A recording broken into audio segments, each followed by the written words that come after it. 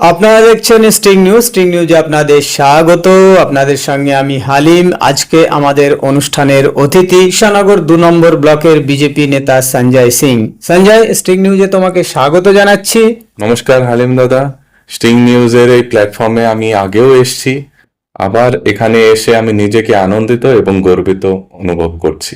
সঞ্জয়, তোমাকে আমার প্রথম প্রশ্ন, এই যে নতুন সরকার এসেছে, বিজেপির সরকার, তোমার পর্যবেক্ষণ কি?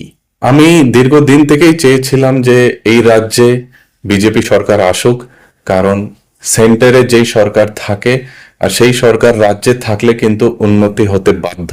তা আমি সকল সময় চেয়েছিলাম যে এই রাজ্যে বিজেপি সরকার আসুক, আর জনগণের হেল্পে আমাদের সবার ভোটের মাধ্যমে আমরা যেই পরিমাণে ভোট দিয়েছি, বিজেপি সরকার এই রাজ্যে এসছে এবং বিপুল সিটে জয়ী হয়ে এই রাজ্যে বিজেপি সরকার এসছে, সেটা আমরা দেখেছি। এবং তার ফলাফল আমরা এই রাজ্যে এই অল্প কয়েক দিনে যে উন্নতি আমরা দেখতে পাচ্ছি, সেটা সবাই দেখছে এবং অনুভবও করছে। মুখ্যমন্ত্রী হিসেবে শুভেন্দু অধিকারীকে কেমন মনে হচ্ছে তোমার? মুখ্যমন্ত্রী হিসাবে এই রাজ্যে শুভেন্দু দাকে যা আমরা দেখছি, শপথ গ্রহণ করে 2 মাসও হলো না, কিন্তু আমাদের এই রাজ্যের প্রতি প্রত্যেকটা ডিপার্টমেন্টে যেই ডিসিশনগুলো নিচ্ছে এবং যেই উন্নয়নের কাজ করছে, সেটা দেখে আমরা সত্যি এই বাংলার বাসিন্দা হিসাবে আমরা গর্বিত এবং আমরা চাই এই রাজ্যে সেই স্থানটা পুরো ভারতবর্ষে সেই জায়গাটা পাক। এই যে বলা হচ্ছিল যে ডাবল ইঞ্জিন সরকার আসলে বাংলার উন্নয়ন হবে, তো তোমার কি মনে হচ্ছে যে ডাবল ইঞ্জিন সরকারে আমাদের বাংলার প্রকৃত উন্নয়ন কি হবে? আমি ফেসবুকেও একটা পোস্ট করেছিলাম যে শিল্প সবসময় একটা স্থির সরকার চায়। তা আমরা এইবার বিজেপি সরকার পেয়েছি, এটা একটি স্থির সরকার, আর শিল্প আকর্ষিত হবে এই রাজ্যের প্রতি। আমরা দেখতেও পাচ্ছি আদানি এবং গোয়েঙ্কা নানান বিদেশি মাল্টিন্যাশনাল কোম্পানিজও ঝুঁকি নিচ্ছে আমাদের রাজ্যে। আর আমি আশা করছি আগামী 2-3 বছরের মধ্যে এরকম অনেক মাল্টিন্যাশনাল কোম্পানিজ আমরা দেখতে পাবো এবং বেকাররা চাকরিও পাবে, আমাদের মাইনেতে বৃদ্ধিও হবে। এরকম অনেক কিছু আমরা আগামীকালে দেখতে পাবো।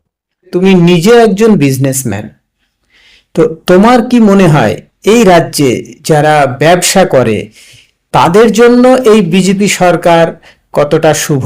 অ্যাজ এ বিজনেসম্যান আমি আগে ভাবতাম যে বিজনেস করা এই রাজ্যে খুবই কঠিন, কারণ আমি মুম্বাইতে যখন যাতায়াত করতাম তখন ওখানকার ব্যবসায়ীদেরকে জিজ্ঞেস করতাম যে আপনারা ওয়েস্ট বেঙ্গলে ইনভেস্ট কি করবেন, কিন্তু সকল সময় তারা বলতেন যে দুর্নীতির সরকারের মধ্যে আমাদের রিস্ক হয়ে যাবে ইনভেস্ট করা। তা এখন যখন একটা স্থায়ী সরকার এসছে, এখন বিজনেসম্যানদের ভিশন পাল্টাচ্ছে, তারা এখন এই রাজ্যটাকে অন্য নজরে দেখছে। এবং আমি আগেও এটা বলেছি যে আগামী কিছু বছরের মধ্যে আমরা দেখতে পারবো নানান শিল্প নানান রাজ্য থেকে এবং দেশ বিদেশ থেকেও আমাদের এই রাজ্যতে ঝুঁকি নেবে। সঞ্জয়, তুমি এই কৃষ্ণনগর দক্ষিণ বিধানসভা কেন্দ্রের একজন সম্ভাব্য বিজেপির প্রার্থী ছিলে। যখন বিজেপির টিকিট পেলে না, তারপরে সবাই একটা ধারণা করেছিল যে এই দক্ষিণ বিধানসভা কেন্দ্রে, কৃষ্ণনগর দক্ষিণ বিধানসভা কেন্দ্রে যিনি প্রার্থী হয়েছেন সাধন ঘোষ, তার বিরোধিতায় হয়তো তুমি নামবে। কিন্তু দেখা গেল যখন সাধন ঘোষকে প্রার্থী হিসেবে ঘোষণা করা হলো, তখন দেখা গেল যে তুমি কাঁধে কাঁধ মিলিয়ে সেই প্রার্থীকে জেতানোর জন্য খুব লড়াই দিলে। তো এই বিষয়টা একটু বুঝিয়ে বলবে? হ্যাঁ, আমি কৃষ্ণনগর দক্ষিণ বিধানসভার প্রার্থীর দৌড়ে অবশ্যই ছিলাম। এবার দল যাকে যোগ্য ভেবেছে তাকে টিকিট দিয়েছে, তার মানে এই না যে আমি টিকিট পাইনি বলে দল বিরোধী কাজ করব।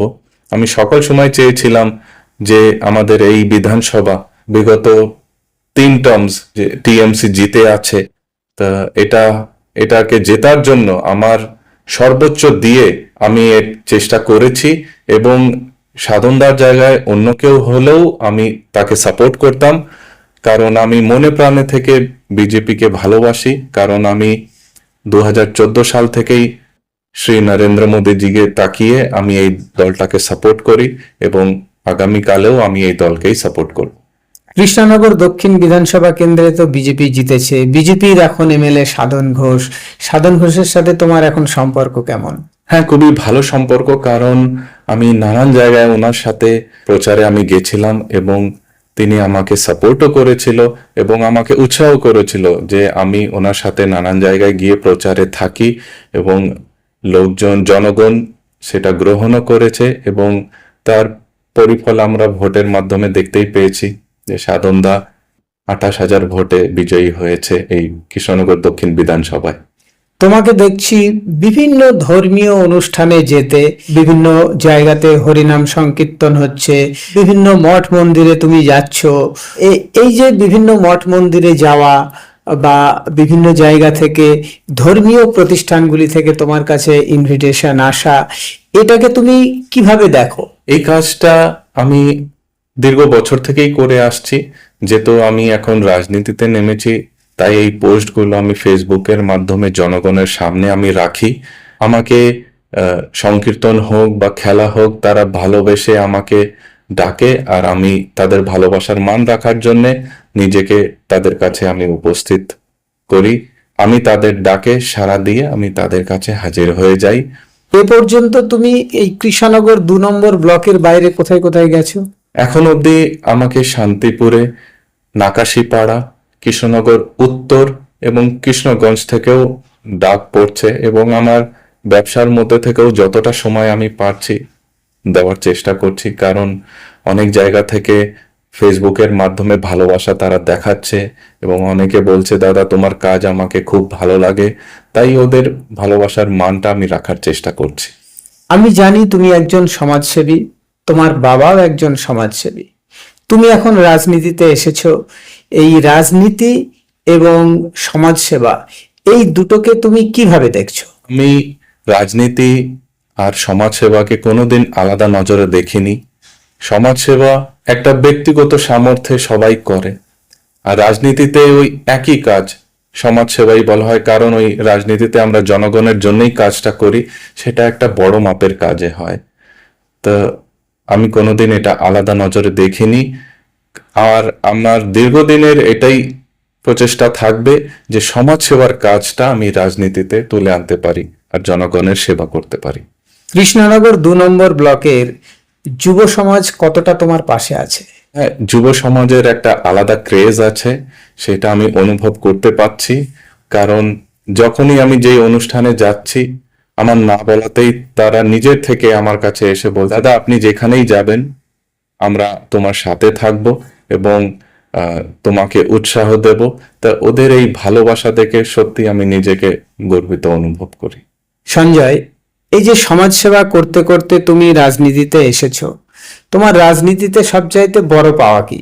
এই রাজনীতিতে আসার পর আমি যেটা অনুভব করলাম আর কি, জনগণ চাইছিল যে কেউ একটা সৎ লোক রাজনীতিতে আসুক, যে সমাজের জন্য ভালো কাজ করবে। এবং দীর্ঘ বছর থেকে আমি যেটা সমাজ সেবার মাধ্যমে জনগণের জন্য করে এসেছি, তারা সেই আশাটাই রেখেছে যে সঞ্জয় হয়তো রাজনীতিতে আসার পর সেই কাজটাকেই এগিয়ে নিয়ে যাবে। আর আমি তাদেরকে সেই ভরসাটা দিতে চাই যে সমাজ সেবা যে কাজটা আমি আগে করতাম, রাজনীতিতে আসার পরও সেটা আমি বড় মাপে করতে চাই। সঞ্জয়, তুমি একদিকে সমাজসেবা করছো, একদিকে রাজনীতি করছো, অন্যদিকে আবার নিজের ব্যবসা সামলাচ্ছ। এই যে 3টে ক্ষেত্র, এর মধ্যে কিভাবে তুমি সময়টা বার করো? প্রথম সকালের দিকে আমি চেষ্টা করি যে ব্যবসার সমস্ত কাজগুলো আমি যাতে সেরে নিতে পারি। তারপরে দুপুরের সময়টা যদি কোনো প্ল্যান থাকে তাহলে আমরা সমাজসেবামূলক ওই কাজগুলো সেরে নিই। আর সমস্ত কীর্তন হোক বা কোনো ফাংশন হোক, সেই আমন্ত্রণটা বেশিরভাগ বিকেলের দিকে থাকে, তো ওই বিকেলের দিকে আমি সেই জায়গায় জায়গায় গিয়ে তাদের আমন্ত্রণটা রক্ষা করি। সঞ্জয়, আগামী দিনে তুমি রাজনীতিতে নিজেকে কোথায় দেখতে চাও? দাদা, আমি রাজনীতিতে কোনো কিছু পাওয়ার জন্য আমি আসিনি। বিজেপিকে আমি ভালোবাসি এবং সামান্য কর্মী হিসাবে যতটা পারবো আমি করে যাব। বিজেপি দলের আমি সেবা করে যাব।